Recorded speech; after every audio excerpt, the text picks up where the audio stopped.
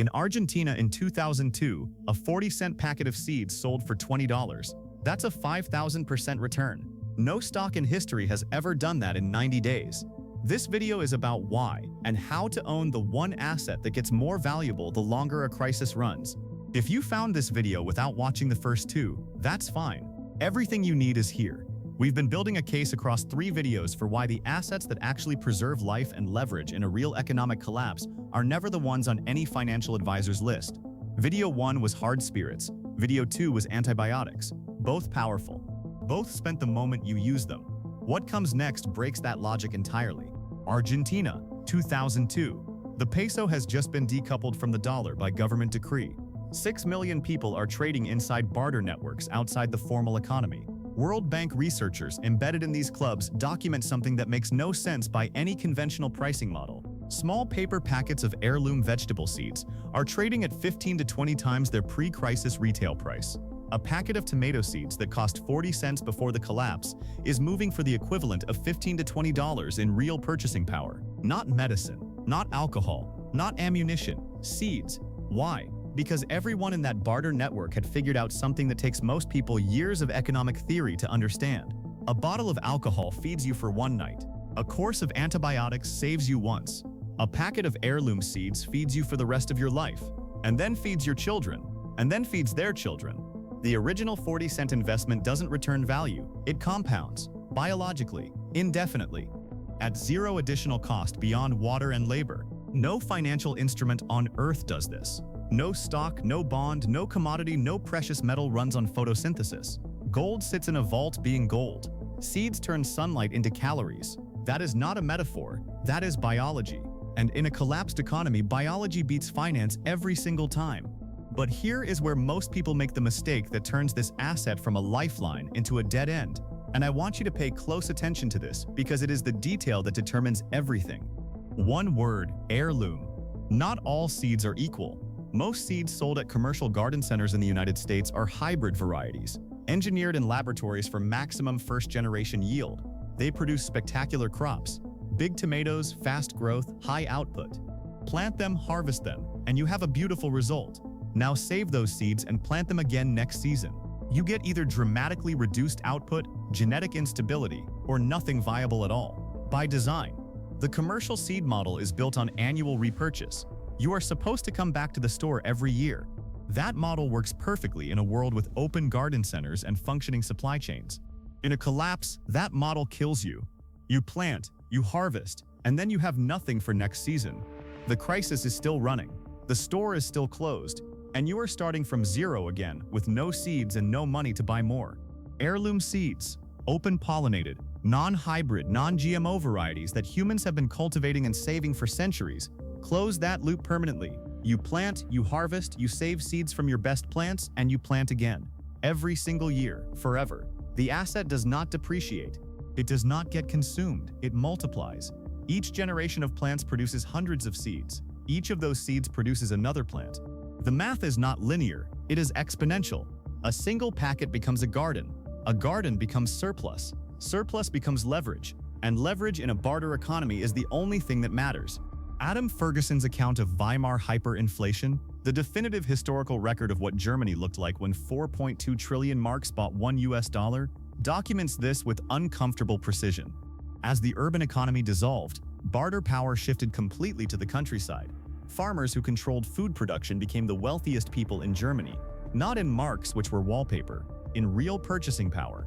City dwellers who had been professors, lawyers, architects, surgeons, the entire educated middle class of one of the most sophisticated civilizations on Earth, traded pianos, fur coats, family silverware, and wedding rings for bags of potatoes, for loaves of bread. The people who could turn soil into calories commanded everything else, because they held the one thing no printing press could fabricate. That dynamic is not unique to Germany. It appears in every prolonged collapse in the historical record. In Venezuela, urban families who maintained even small container gardens on apartment balconies during the crisis reported dramatically higher food security and barter capacity than neighbors who didn't, not marginally higher. The difference between dependence and leverage. The difference between needing something from someone and having something someone needs. A balcony in a city apartment planted with the right fast-growing heirloom varieties cherry tomatoes, leafy greens, peppers, herbs, bush beans, can produce meaningful caloric output within 6 to 8 weeks of planting. Not enough to live on entirely, enough to produce surplus. And surplus is the entry point to every barter network that has ever existed in a collapsed economy. Now look at the full timeline, because this is the piece that ties all three videos together and explains exactly why the sequence matters. In the first days of a systemic crisis, gold works. It is recognized, hoardable, durable. People still remember what it represents. Fine. In the first weeks, alcohol becomes the superior asset as institutional trust fractures and exchange starts running on different rules. By the first months, antibiotics assume the apex position because medical infrastructure has degraded to the point where a bacterial infection is a genuine mortality event with no substitute. And as the crisis extends past months into years, and every major collapse in the historical record has a duration measured in years, not weeks, seeds become the dominant barter asset, because the people who produce food from soil become the wealthiest people in any local economy, regardless of what anyone is trying to use as currency. Gold doesn't photosynthesize. Gold can't stop sepsis. Gold won't make a frightened stranger trust you enough to complete a trade. And a hungry farmer with empty fields 3 weeks before planting season does not care what the spot price of precious metals is this morning. He cares about one thing: what goes in the ground, what comes up in 6 weeks. Here is the number that should permanently reframe how you think about this. 1 ounce of gold right now costs approximately $4,700. A complete heirloom seed vault, 50 to 100 varieties covering vegetables, herbs, and fast-growing caloric crops, cost between $30 and $80. That seed vault, properly stored in a cool, dry place, remains viable for 5 to 10 years. In a crisis scenario, it produces food in perpetuity. It can be divided and traded. It can be given to a neighbor in exchange for labor or goods. It can be replanted season after season with zero additional investment. The gold sits in a drawer. The seeds work. Here's the context that makes all of this urgent rather than theoretical. The average fiat currency throughout recorded history has a functional lifespan of 50 to 100 years. The US dollar in its current form, decoupled from gold since 1971, is 54 years old. Global sovereign debt has crossed $300 trillion. Every major central bank is running the same monetary experiment that destroyed Weimar Germany, Zimbabwe, and Venezuela. The timeline is uncertain. The pattern is not. The survivors of every collapse were not the people who held the most prestigious assets. They were the people who understood what human beings actually need when every system fails simultaneously.